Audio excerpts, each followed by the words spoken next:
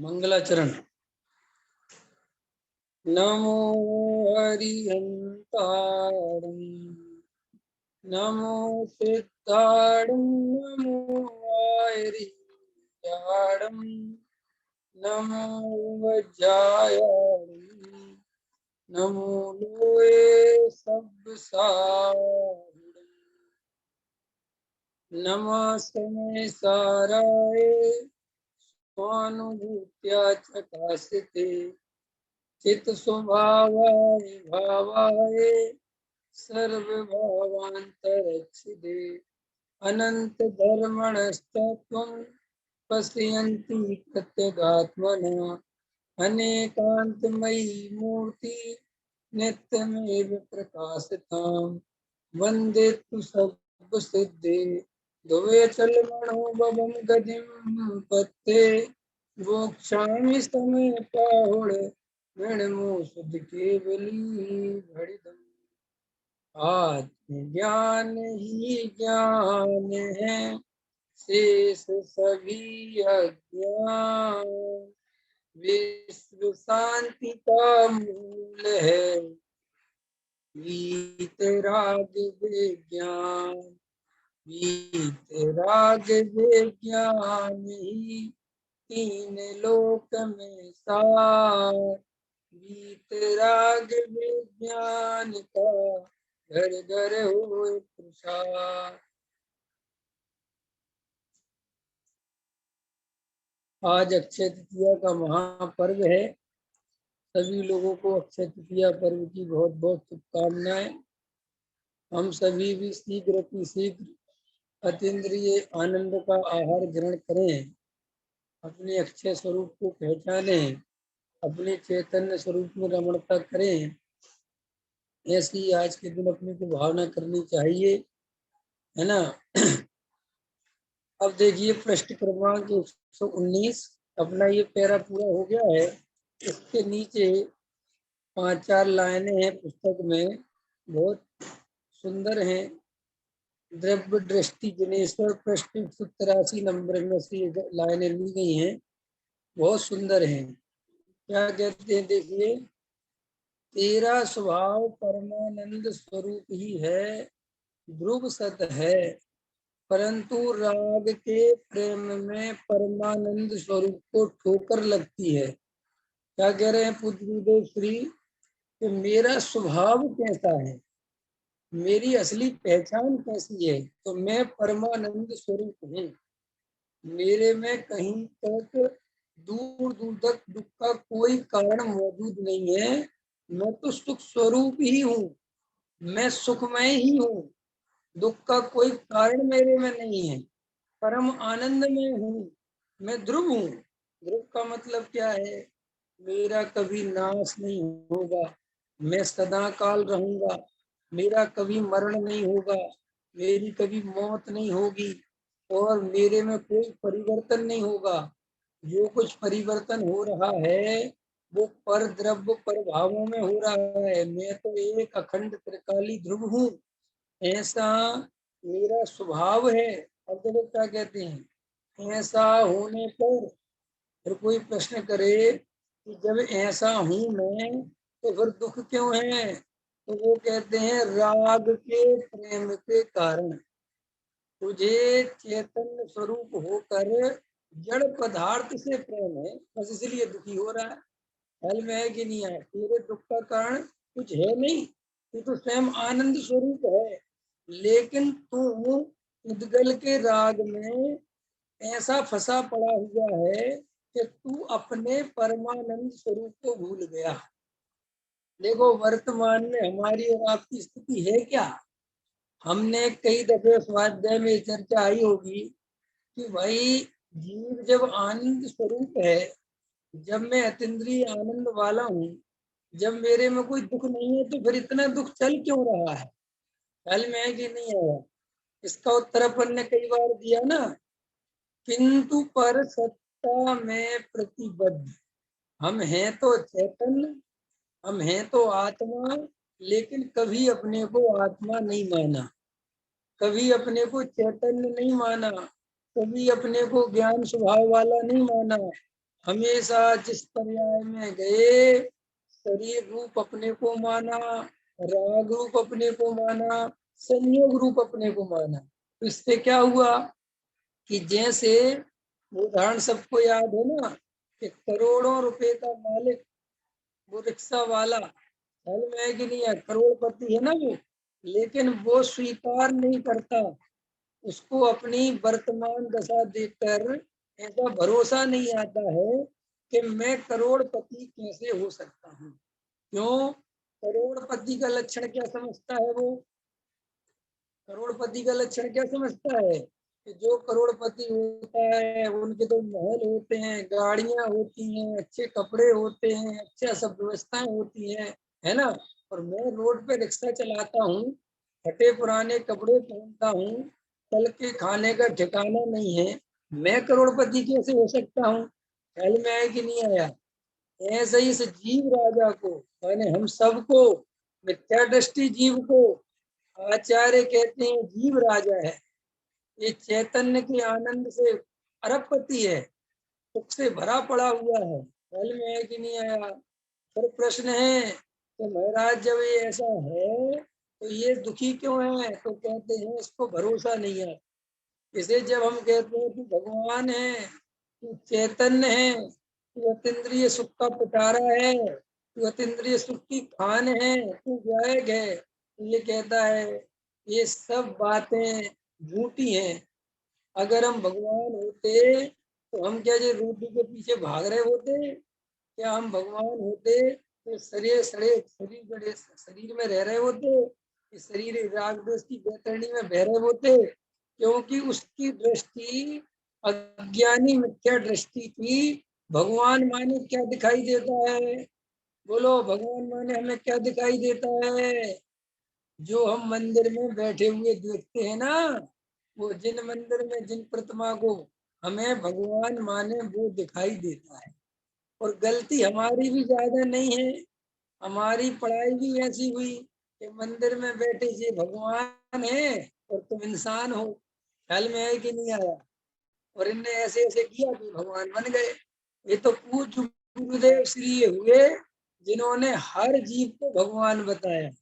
हर जीव को कोई भगवान थोड़ी बताने वाला था संसार में। सभी क्या बताते थे कि तुम संसारी जीव हो और वे मुक्त जीव हैं, वे सुखी जीव हैं, तुम दुखी जीव हो, वे वीतरागी जीव हैं, तुम रागी जीव हो। तो हमें भी अनादिकाल से विपरीतता तो थी और इस पर्याय में भी विपरीतता बनी रही। ये तो पूज्य गुरुदेव श्री का महा उपकार है। जैसे वो रिक्शा वाला है ना, उसे सारे के सारे रिक्शा वाला भिखारी ही समझते हैं, लेकिन वो चाचा जो सेठ का दोस्त था उसको पता था कि इसके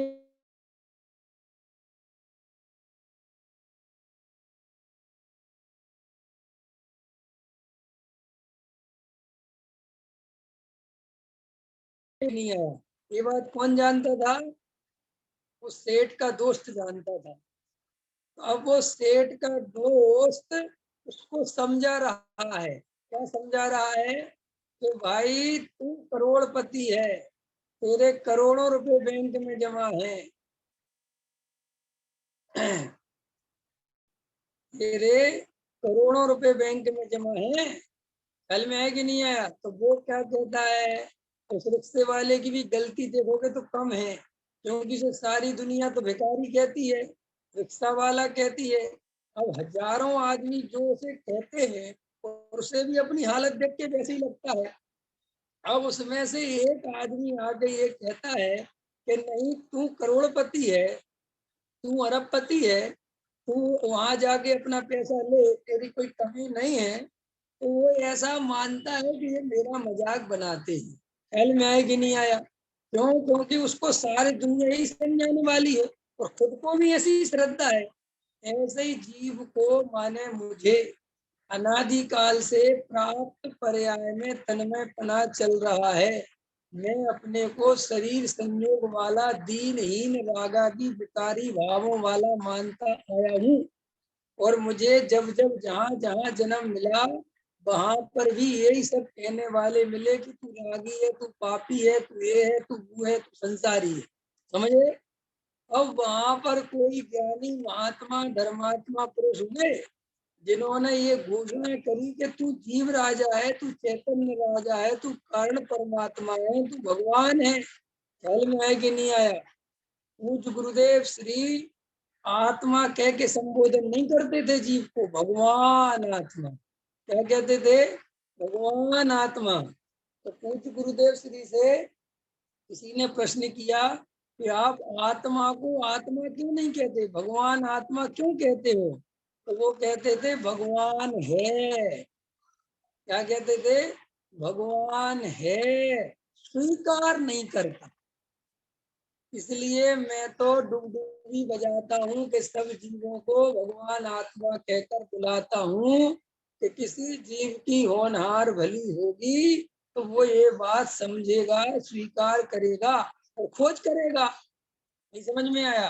क्योंकि गुरुदेव ने हमारे लिए जब भगवान आत्मा कहा तो कहकर खाली छोड़ नहीं दिया।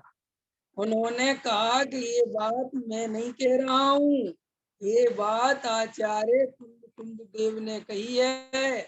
और कुंद कुंद देव सीमंदर भगवान की देशना से लेके आके ये बात समझा रहे हैं। ये आदिनाथ ने कही है। और क्या कहते थे कुंद कुंद आचार्य देव? ये जो बात मैं कह रहा हूँ ये केवली भड़िदम, ये केवलियों के द्वारा कही गई बात है, मेरे घर की बात नहीं है। माने ये क्यों कहना पड़ा? ये इसलिए कहना पड़ा, इसलिए समझाना पड़ा कि इस जीव को विश्वास ही नहीं है कि भगवान हो सकता है।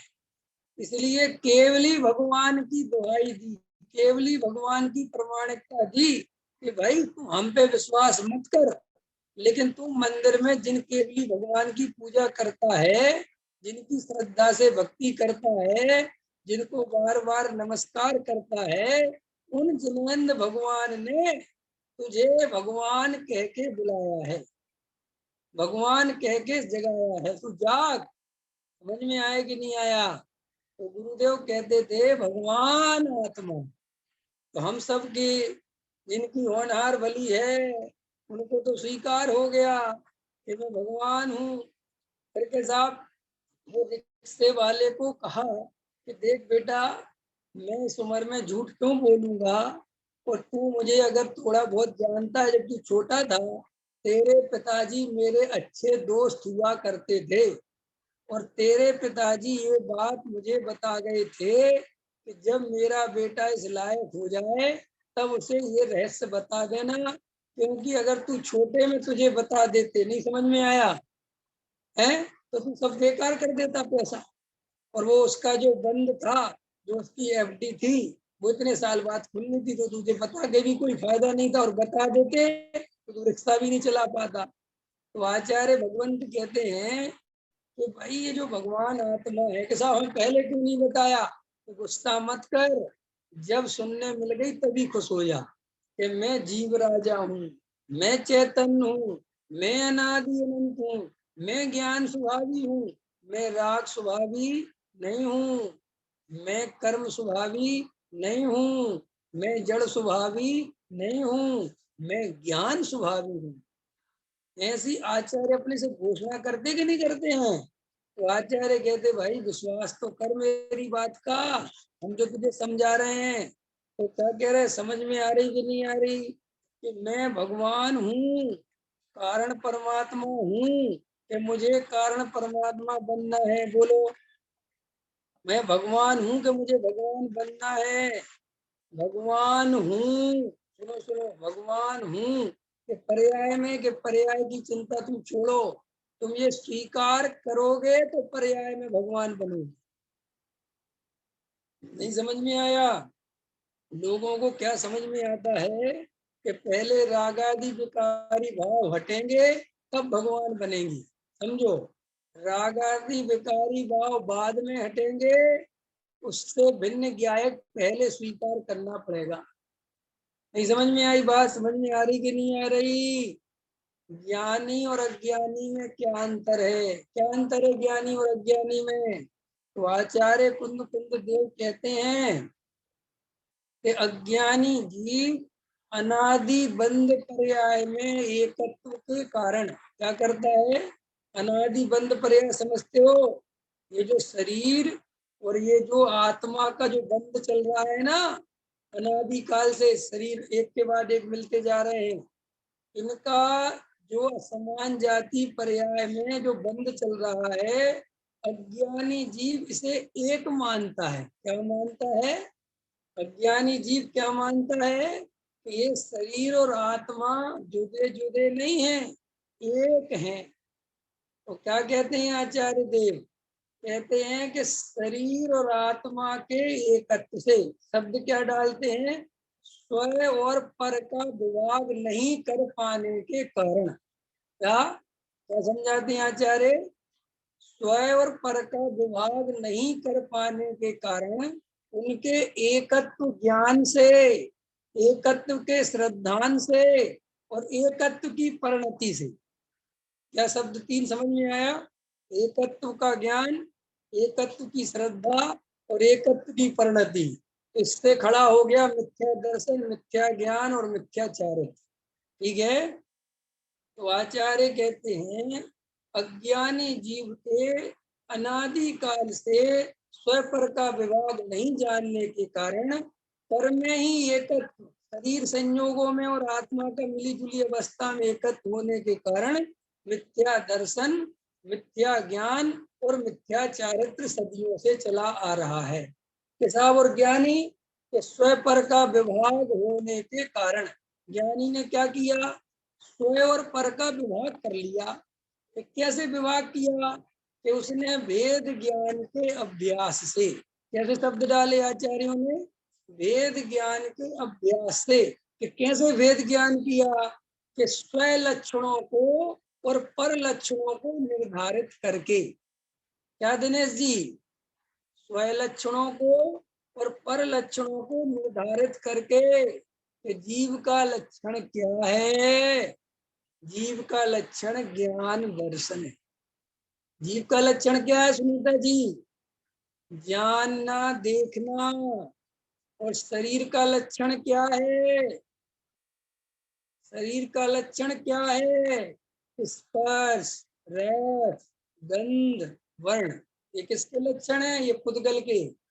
और पुद्गल और जीव भिन्न भिन्न है कि एक हैं? ऐसा बिल्कुल भिन्न भिन्न है, क्योंकि इसके लक्षण अलग हैं और जीव के लक्षण अलग हैं। ऐसे ही जो राग आदि विकारी भाव हैं, उनकी ज्ञान स्वभाव से मैचिंग नहीं बैठती। राग आदि की मैचिंग किससे बैठती है? बताओ पंकज जी। राग आदि की मैचिंग तो समझते हो ना? मैचिंग, ये अपन मैचिंग के कपड़े पहनते हैं ना, मैचिंग मिलाते फिरते हैं, काला पैंट ऐसा पैंट है ना, करते ना। महिलाएं बहुत मैचिंग कहलाती हैं। तो ये जो मैचिंग होती है, ये मैचिंग राग की किसके साथ बैठती है विवेक जी? पुद्गल के साथ, जीव के साथ नहीं बैठती। क्यों क्यों नहीं बैठती जीव के साथ? है तो जीव का विकार, तो गजब की बात है, जीव का ही परिणमन, लेकिन मैचिंग जीव से नहीं बैठती। ऐसा होता है ना कभी कभी कि तू हमारे खानदान में कहाँ से पैदा हो गया, तेरे बिल्कुल लक्षण हमारे खानदान से बिल्कुल नहीं मिलते। ऐसे होते हैं ना, कई कुल अच्छी लड़के पैदा हो जाते हैं तो माँ बाप क्या कहते हैं? ऐसा उपद्री पैदा हुआ है हमारे खानदान, बिल्कुल अलग, बिल्कुल अलग, पूर्व जन्म के पापों का फल है। ऐसे होते ना बच्चे। ऐसे ही रागादि विकारी भाव जीव का अपराध है, जीव का स्वभाव नहीं है। पूज्य गुरुदेव से प्रश्न किया कि जो रागादि विकारी भाव जो उत्पन्न होते हैं महाराज, ये किसके हैं? उन्होंने कहा जीव के हैं, पर जीव के अपराध हैं। क्या कहा? जीव का है पर जीव का अपराध है। कि महाराज कर्म के नहीं है, कि कर्म तो निमित्त है। क्या है? कर्म तो निमित्त है।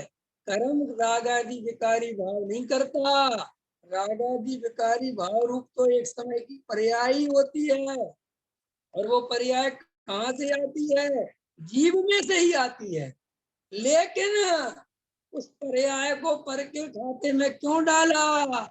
क्योंकि वो पर्याय पुद्गल को प्रसिद्ध करती है, मुझे प्रसिद्ध नहीं करती।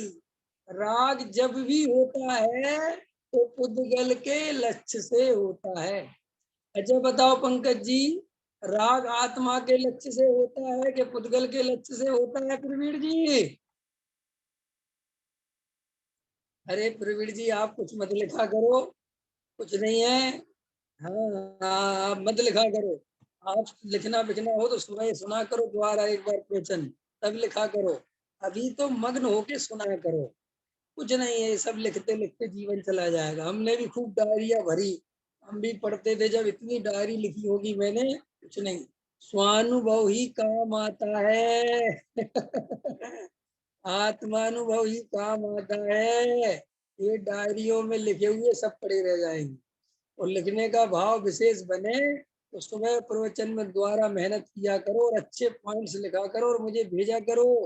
तो पंडित जी कल आपके प्रवचन में ये बातें मैंने देखो सुबह नोटिस करी, तो मैं भी उनको दोबारा देखूंगा। ख्याल में आया कि नहीं आया है?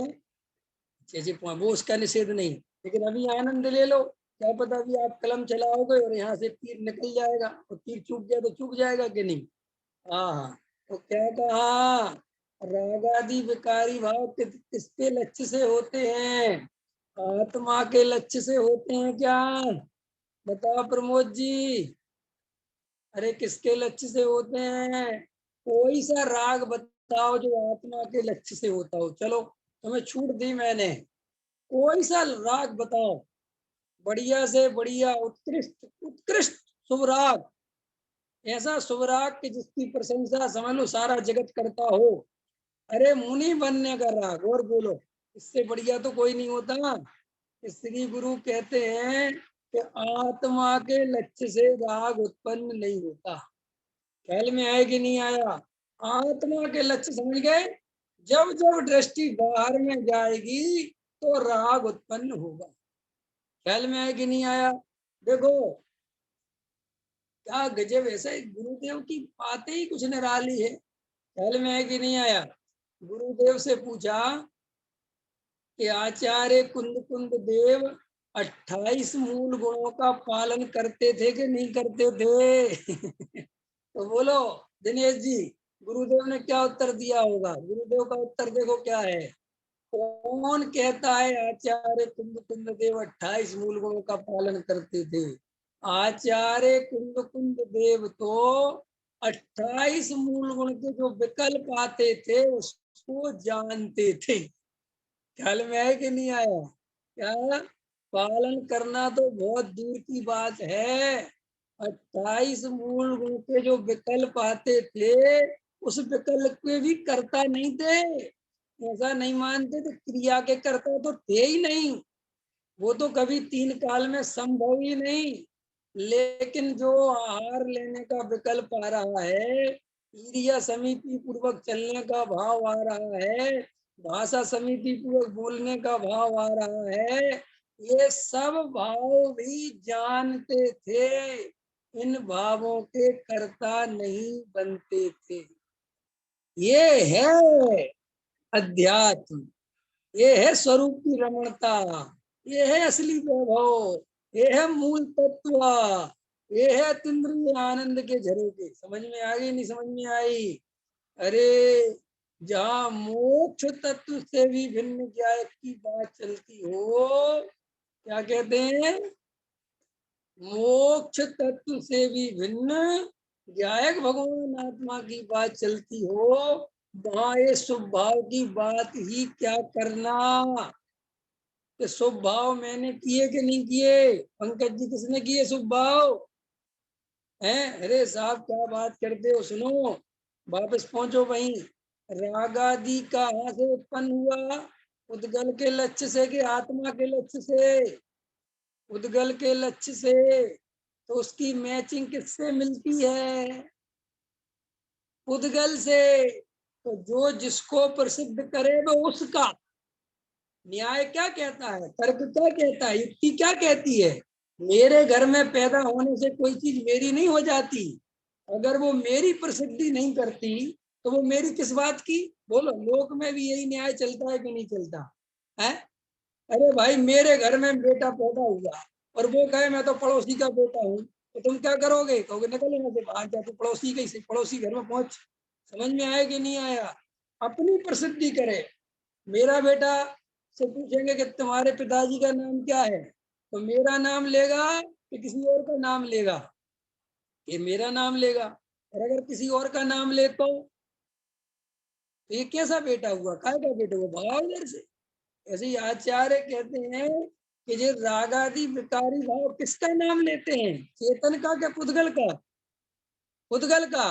तो चेतन ने कहता है कि निकल तू पुद्गल के खाते में जमा हो, तेरा मेरा कोई संबंध नहीं है।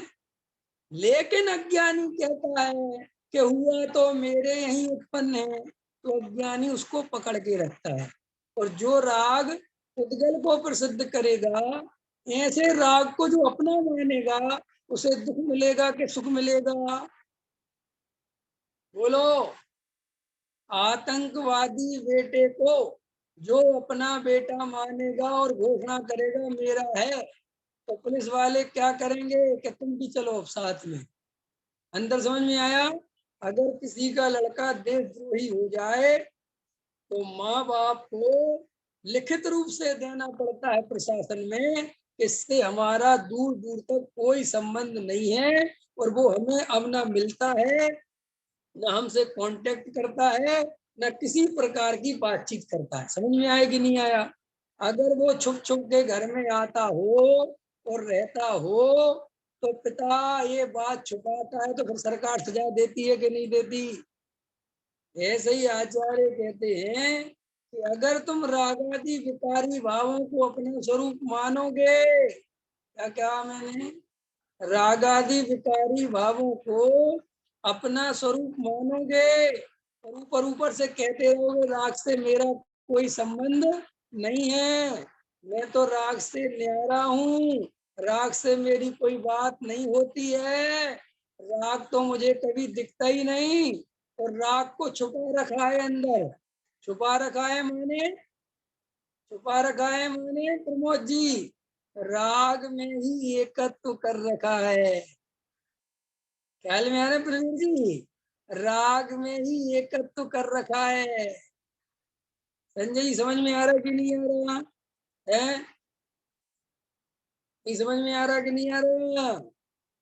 गुरु कुदेव कुशास्त्र की पूजा करे और अपने से कहे कि हम तो छोड़ दिए, हम तो कोई भगवान को कुछ नहीं मानते, और हमसे कह रहा है, लेकिन अंदर मानेगा तो उसको गृहीत मिथ्यात्व का दोष लगेगा कि नहीं लगेगा?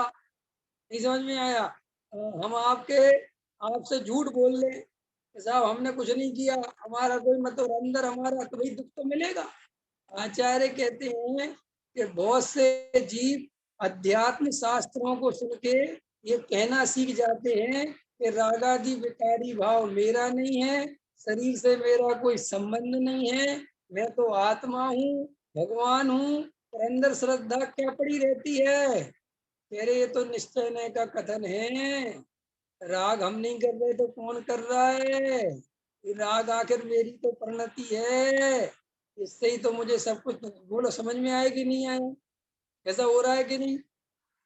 तो देखो, ईमानदार बनो, ईमानदारी से रागादि से भेद ज्ञान करो। देखो कितनी बड़ी बात, आज से 2000 वर्ष पहले आचार्य कुंद देव ने आत्मानुभव के संबंध में कही, ज्ञानी होने के संबंध में कही। और कोई आचार्य कुंद देव कोई ऐसे नहीं है, समझ लो बीतरागी संत है जिनके किसी भी प्रकार का पक्षपात नहीं है, जो स्वानुभव से बोलते हैं। वो कहते हैं कि ये जीव मिथ्या दृष्टि क्यों है पंकज जी, ये जीव मिथ्या दृष्टि क्यों है? तो वो कहते हैं स्वपर का भेद विज्ञान नहीं करने के कारण। बता यदि बात समझ में आती तो ऐसा महाराज स्वपर है क्या? कि स्वयं माने शुद्धात्मा और पर माने द्रव्य कर्म भाव कर्म लोग। अब वो कहते हैं इसका वो भेद नहीं जानता, माने इनको अलग अलग नहीं मानता, इनको मिला के एक मानता है, इसके कारण मिथ्या दृष्टि है। इतनी बड़ी बात आचार्य हमसे कह रहे हैं, लेकिन वही वाली बात है करोड़पति रिक्शे वाली कि हमें भरोसा ही नहीं आता। हमें लगता ही नहीं है कि हम भगवान हैं। और रात और दिन ये रागादि विकारी भावों में ही उलट फेर, ये राग अच्छा, ये राग बुरा, ये राग अच्छा, ये राग बुरा, और ये राग कब मिटेगा, और ये कब होगा, और मुझे कब पहिया ऐसा सुख मिलेगा। अरे ये परिपूर्ण स्वभाव को स्वीकार नहीं किया, अपने को भगवान आत्मा नहीं माना, इसलिए आत्मा की चर्चा सुनते हुए भी पर्याय दृष्टि नहीं टूटती। पूज्य गुरुदेव श्री से एक प्रश्न किया कि वर्तमान में हमें प्रथम में अगर आत्मा नहीं मिलता है तो हमें कम से कम व्रत आदि का अभ्यास करना चाहिए कि नहीं करना चाहिए? दिनेश जी क्या कह रहे, सुनो। सचिन जी, व्रत आदि का अभ्यास करना चाहिए कि नहीं करना चाहिए? क्या कह रहे गुरुदेव? वेद ज्ञान के अभाव के बिना, वेद ज्ञान के अभाव में व्रत आदि का अभ्यास करना तो मिथ्यात्व का अभ्यास करना है। क्या शब्द है सिखा जी? समझ में आ रही कि नहीं आ रही ये बात? वेद ज्ञान के अभाव में व्रत आदि का अभ्यास करना तो मिथ्यात्व का अभ्यास करना है मेरे भैया। कैसे गुरुदेव सिंह की गर्जना करते हैं। मैं इसलिए कहता हूँ भैया, पूज्य गुरुदेव श्री महान है। समझ गए नहीं समझे? अरे कमाल है कमाल। मैंने कल तुम लोगों से कहा था ना कि वो गुरुदेव जब उसमें थे स्थानक में, तो वहां पे बहुत बड़े पद पे थे। तो कल प्रत्यक्ष प्रमाण जब मैं रात को गोष्ठी चल रही थी, गुरुदेव सुन रहा था रात को 11 बजे, तो अनंत भाई सेठ बोल रहे थे। तो पता वो बताया उन्होंने कि जब गुरुदेव स्थानक संप्रदाय में थे तो उनको 25,000 लोग सुनते थे। कितने लोग? 25,000 आदमी उनका भगत था उस समय। मैंने उस समय की बात बता रहा हूँ। अपने भारत की पॉपुलेशन टोटल जो है 35-36 करोड़ थी, सोचो बात, और उससे भी कम होगी। मैंने उनको उस समय 25,000 आदमी सुनता था, और वे 25,000 आदमी का प्रशंसा पत्र ठुकरा के 2 आदमियों के बीच में आ गए। कैसा पुरुषार्थ होगा आत्मा का, कैसा अतीन्द्रिय आनंद मिलता होगा। एक गप लगती है अपन को, ये अतीन्द्रिय आनंद जब मिल जाता है ना, ये जगत जो है तिनके के समान दिखाई देता है। ये प्रशंसा, ये मान पत्र और ये सम्मान और ये पूज्यता और प्रमाण पत्र और नमोस्तु, ये सब बेकार दिखाई देता है। इसलिए जो साधु संत नमस्कार के लिए तरसते हैं, या जिनको नमस्कार कोई नहीं करता उनसे चिढ़ते हैं, वो तो इस बात की प्रथमतया निशानी है कि इनको अभी अतीन्द्रिय आत्मा के दर्शन नहीं हुए। और सुनो, ये तो मैंने थोड़ा ज्यादा कह दिया, वो तो इस बात की निशानी है कि अभी आत्मा से प्रेम भी नहीं जगा। अगर आत्मा मिलना तो बहुत दूर है भी, आत्मा से सच्चा प्रेम भी जिसको हो जाए तो ये छोटी मोटी बातों की तो कीमत ही नहीं बचती कि किसने नमस्कार किया और किसने नहीं किया। अंतर समझ में आया कि नहीं आया भाई? वेद ज्ञान की महिमा अलौकिक है। अतीन्द्रिय सुख मिला नहीं तब तक की बात है। एक बार इसका स्वाद अपनी परिणति में जब आता है तो सारे जग का वैभव तृण सम दिखाई देता है, तिनके के समान दिखाई देता है। ऐसा लगता है कुछ नहीं रखा। वो बात इसकी समझना, कोई परद्रव्य बुरा भला नहीं है। क्या कहा मैंने? कोई परद्रव्य भला बुरा नहीं है।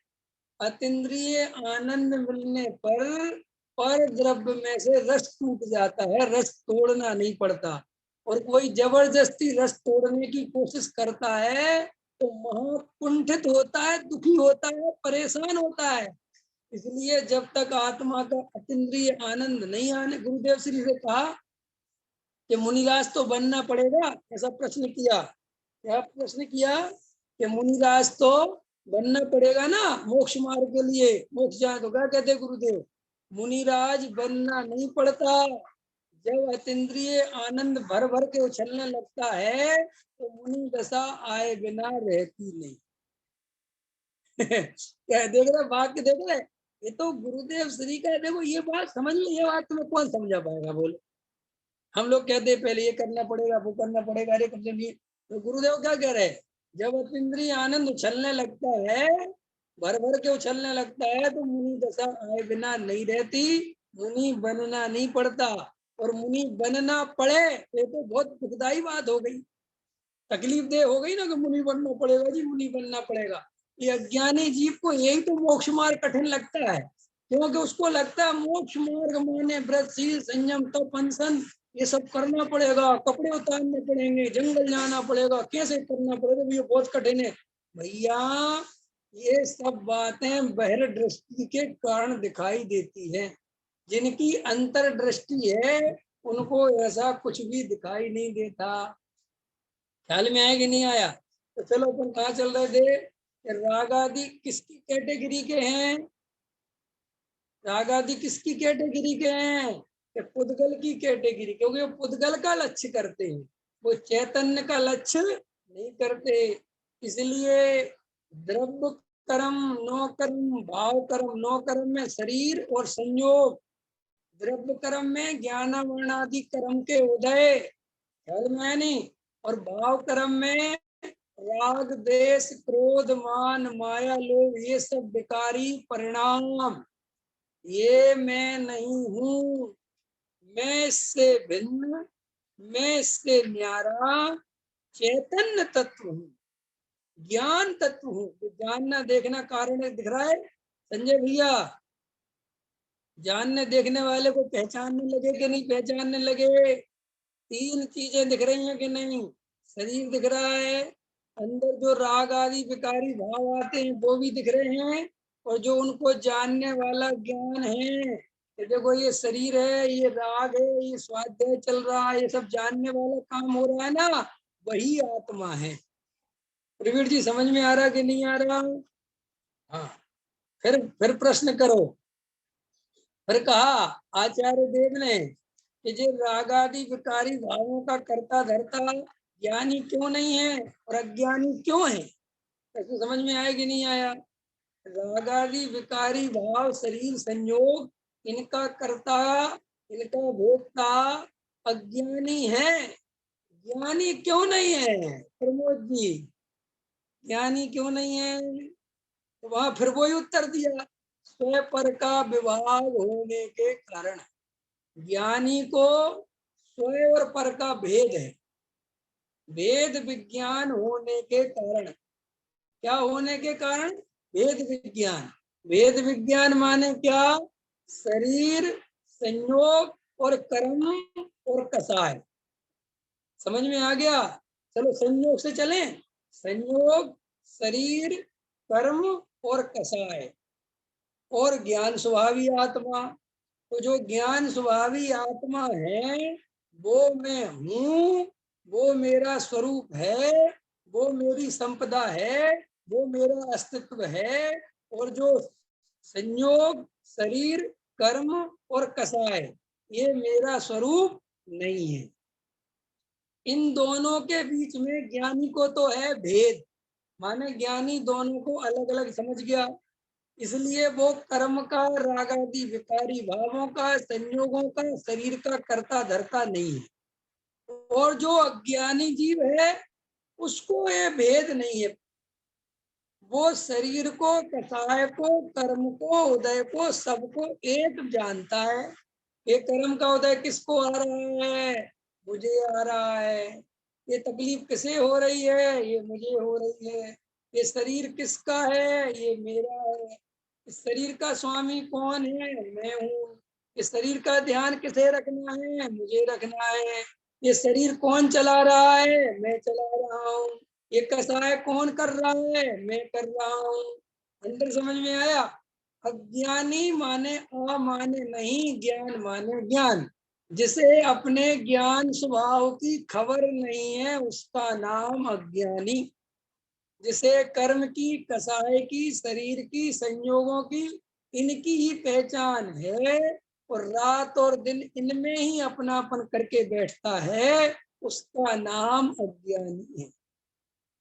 फिर आचार्य देव कहते हैं, और सुनो, और गजब गजब की बात, आचार्य कहते हैं कि जो अज्ञानी जीव है वो स्वाधीनता से कर्म कसाय में प्रवृत्ति करता है। स्वाधीनता से माने स्वयं की इच्छा पूर्वक, एकत्व पूर्वक, रुचि पूर्वक, सुख पूर्वक क्या करता है? कसाय कर्म शरीर संयोगों में प्रवृत्ति करता है। कौन करता है? अज्ञानी। और ज्ञानी क्या करता है कि कभी स्वाधीनता से संयोगों में, शरीर में, कर्म में, कसाय में स्वाधीनता से प्रवृत्ति नहीं करता, मैंने रुचि पूर्वक, एकत्व पूर्वक कभी भी उनमें प्रवृत्ति नहीं करता। वो परवस्था के कारण, क्या शब्द डाला? परवस्था के कारण, माने कर्म के उदय की तीव्रता बस, पर्याय की कमजोरी बस, वहां उसकी प्रवृत्ति तो होती है लेकिन भेद दृष्टि पूर्वक। कौन सी दृष्टि पूर्वक? भेद दृष्टि पूर्वक। तो उसको कर्म का बंध नहीं होता। और ज्ञानी उसी समय ये विचार भी करता है कि भाई कर्म का जोर चल रहा है, इसलिए वर्तमान में मेरा पुरुषार्थहीन हो रहा हूँ और मैं अपने स्वरूप में रमणता नहीं कर पा रहा हूँ।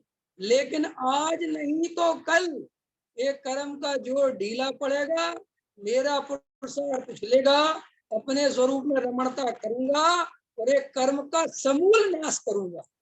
क्या क्या शब्द डाला अमृतचंद देव ने कि मुझे पक्का विश्वास है कि आज नहीं तो कल एक कर्म का समूल नाश करके ही मैं मानूंगा और ये नाश होके रहेगा। ऐसा मुझे अपने ज्ञायक भगवान आत्मा पर उसकी दृष्टि के कारण पक्का भरोसा हो गया है। आगे समझ में कि नहीं आया? ऐसा यह परिपूर्ण ज्ञायक भगवान आत्मा में हूँ, इसका सेवन करो, इसको स्वीकार करो। रागादि विकारी भाव शरीर संयोगे परद्रव्य हैं, ये मेरा स्वरूप नहीं है, इनमें मेरी सत्ता नहीं है, इनसे मैं न्यारा चैतन्य स्वभावी, ज्ञान स्वभावी, अतीन्द्रिय आनंद वाला हूँ। ये इंद्रियां, ये शरीर, ये संयोग, ये मेरे नहीं, इनमें मेरा स्वरूप नहीं, इनका मैं करता नहीं, इनका मैं भोगता नहीं, इनका मैं कारण नहीं, इनका मैं कार्य नहीं, ये मेरे कारण नहीं और मेरे ये कार्य भी नहीं। अंतर समझ में आया? मैं ज्ञान का ही करता हूँ, ज्ञान से ही बना हूँ और ज्ञानमयी हूँ। ऐसी सच्ची श्रद्धा से अभेद ज्ञायक भगवान आत्मा की दृष्टि पूर्वक अतीन्द्रिय आनंद की प्राप्ति हम सभी को होगी। इसी मंगल भावना के साथ अभी की बात पूरी करता हूँ। सहजानंदी शुद्ध स्वरूपी अविनाशी